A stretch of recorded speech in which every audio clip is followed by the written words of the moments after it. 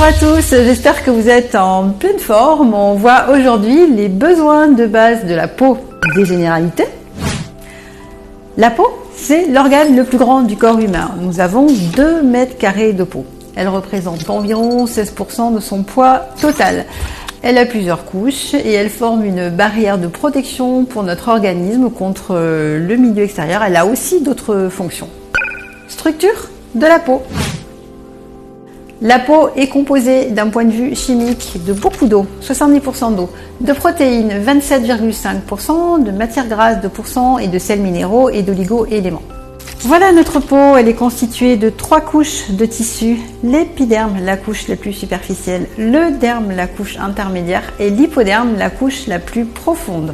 Notre épiderme est extrêmement fin, il fait 0,2 mm d'épaisseur et il est composé de la base vers la périphérie de 4 couches, couche basale, couche épineuse, couche granuleuse et couche cornée. Le cycle de renouvellement cellulaire de l'épiderme est de 28 jours, il se ralentit avec l'âge. Notre épiderme est un tissu de revêtement semi-perméable. Il est composé de 3 types de cellules. Les kératinocytes remplis de kératine, les mélanocytes qui produisent le pigment, la mélanine, et les cellules immunitaires, les cellules de Langerhans. Voyons le derme. Le derme est un tissu conjonctif épais qui soutient l'épiderme. C'est une sorte de matelas qui va protéger le réseau vasculaire et les fibres nerveuses. Il est composé de protéines telles que les collagènes, élastines et de cellules, les fibroblastes, qui assurent l'hydratation de notre peau. Le derme joue un rôle dans la cicatrisation et la thermorégulation. L'hypoderme, quant à lui, c'est la structure la plus profonde. L'hypoderme est un tissu graisseux se trouvant sous le derme. Il est traversé par des vaisseaux, par les nerfs qui vont arriver dans le derme. Il a plusieurs rôles. Un rôle protecteur, il va servir d'amortisseur, un rôle d'isolant et un rôle morphologique, mais également un rôle énergétique. Les rôles de la peau. Tout d'abord, la protection. La peau est une barrière souple qui protège les tissus et les organes de la plupart des agressions extérieures. Elle résiste aux infections tant que son intégrité physique est assurée. Elle permet la protection vis-à-vis des rayonnements solaires grâce à la présence de mélanocytes dans notre derme. Deuxièmement, le maintien de la température corporelle. La sécrétion de sueur permet de jouer un rôle important dans la régulation de notre température corporelle. Bien sûr, elle est fonction de la température extérieure et intérieure. Autre élément, la synthèse de vitamine D. Elle va se faire sous l'effet des ultraviolets pour maintenir notre équilibre phosphocalcique, mais aussi la synthèse de sébum. C'est un film hydrolipidique protecteur qui est à la surface cutanée. Certains facteurs vont accélérer notre vieillissement cutané, à savoir la surexposition solaire, le tabac, le manque d'apport en eau, le stress, la consommation excessive d'alcool, la mauvaise hygiène de vie et la pollution. Voyons les différents types de peau.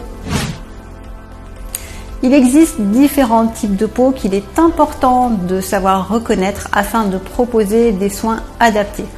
Ainsi, il faut établir le profil peau.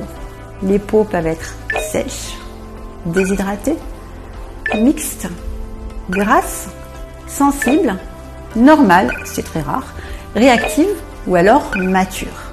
Les besoins de la peau. La peau, c'est un organe à part entière qui a besoin d'eau et de nutriments au quotidien.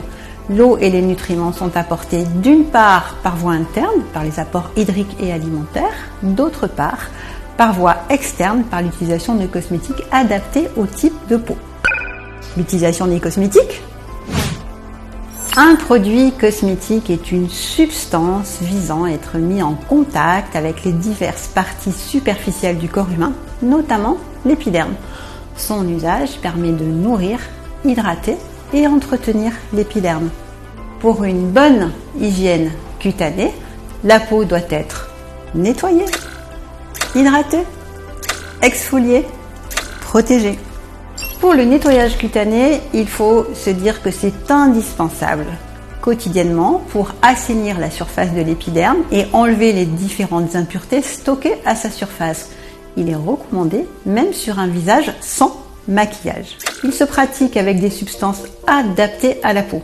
Savon, crème lavande pour peau mixte et grasse, démaquillant pour peau sèche ou sensible. Voyons l'hydratation cutanée.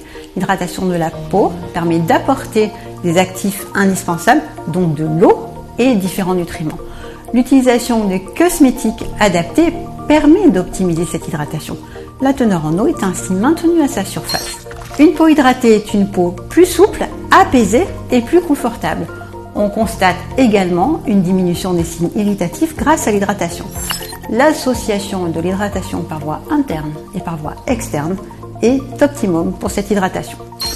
Voyons l'exfoliation cutanée. L'exfoliation est une abrasion douce, enzymatique ou mécanique, faite à l'aide d'un masque ou d'un scrub. Elle permet d'éliminer la couche de cellules mortes à la partie superficielle de l'épiderme. Ainsi, la zone concernée sera plus transparente et le grain de peau plus serré. Elle doit se pratiquer une fois par semaine. Certains actifs cosmétiques à base d'acide de fruits permettent d'optimiser l'exfoliation de l'épiderme en les utilisant tous les soirs. Ce type de soin est idéal pour les peaux épaisses, le teint brouillé ou les peaux de fumeurs.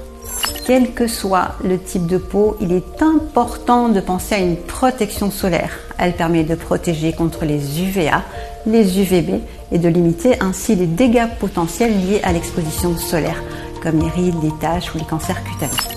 En conclusion, la peau est un organe à part entière composé de 3 couches distinctes. L'épiderme est la couche la plus externe, la plus mince et la cible d'action des produits cosmétiques. La peau nécessite une nutrition et une hydratation adaptées à son type spécifique. Merci de votre attention, à bientôt!